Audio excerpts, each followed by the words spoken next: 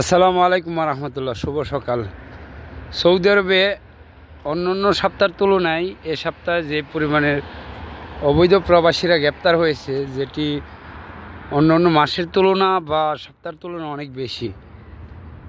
কালকের একটি update Saudi গেজেটের যে আপডেটটিতে উঠে এসেছে, প্রায় 23,167 জন অবৈধ প্রবাসীরা সৌদিতে গ্রেপ্তার হয়েছে। তবে অন্য সপ্তাহের তুলনায় এ সপ্তাহ সবচেয়ে বেশি হয়েছে বা রেকর্ড পরিমাণের গ্রেপ্তার হয়েছে সৌদিতে।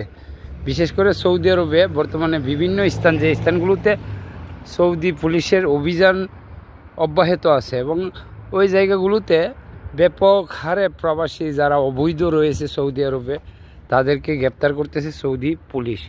তো ইতিমধ্যে বিভিন্ন স্থান থেকে যে গ্রেপ্তারের তথ্য বা অভিযানের তথ্যগুলো আমরা পাচ্ছি এবং বিশেষ করে সৌদি গেজেটে সাপ্তাহিক যে আপডেট, সেই আপডেটটি কিন্তু সত্য হয়েছে।